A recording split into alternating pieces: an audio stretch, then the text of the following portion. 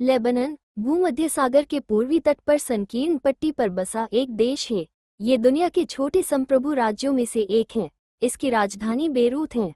हालांकि लेबनान, विशेष रूप से इसका तटीय क्षेत्र, दुनिया की कुछ सबसे पुरानी मानव बस्तियों का स्थल था। टायर, आधुनिक सुर, सिडोन, सेडा और बायब्लोस, जुबे के फोनिशियन बंदरगाह 3वीं सहस्राब्दी ईसा पूर्व में व्यापार और संस्कृति के प्रमुख केंद्र थे। लेकिन 1920 तक समकालीन राज्य अस्तित्व में नहीं आया था।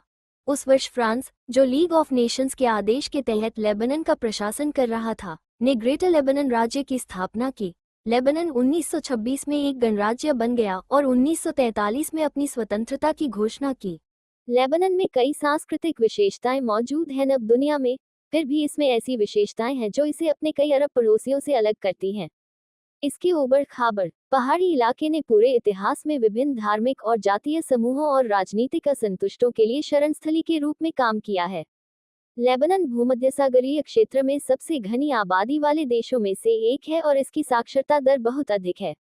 अपने अल्प प्राकृतिक संसाधनों के बावजूद लेबनान लंबे समय तक मध्य पूर्व के लिए एक व्यस्त वाणिज्यिक और सांस्कृतिक केंद्र के रूप में काम। मिट्टी लेबनान में मिट्टी की गुणवत्ता और बनावट क्षेत्र के अनुसार अलग अलग होती है। पहाड़ों की उथली चूना पत्थर की मिट्टी अपेक्षाकृत खराब ऊपरी मिट्टी प्रदान करती है। हालांकि निचली और मध्य ढलानों पर गहन खेती की जाती है।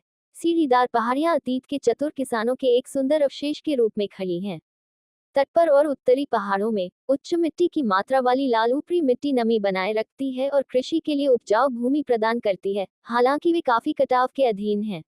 लेबनान की जलवायु देश की जलवायु परिस्थितियों में तीव्र स्थानीय विरोधाभास हैं।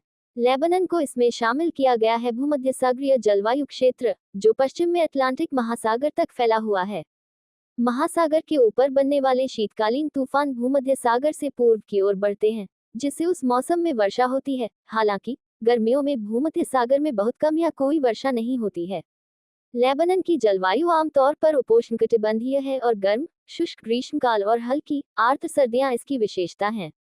औसत दैनिक अधिकतम तापमान जुलाई में 90F30C से कम से लेकर तट पर 60F10C के मध्य और जनवरी में बेका में 50F10C के कम के बीच होता है। जनवरी में औसत न्यूनतम तापमान तट पर 50F से कम और बेका में 30F लगभग 2 डिग्री सेल्सियस के मध्य में होता। लगभग सभी वर्षा सर्दियों में होती है। तट पर औसतन 30 से 40 इंच 750 से 1000 मिलीमीटर और ऊंचाई पर 50 इंच 1270 मिलीमीटर से अधिक हो जाती है।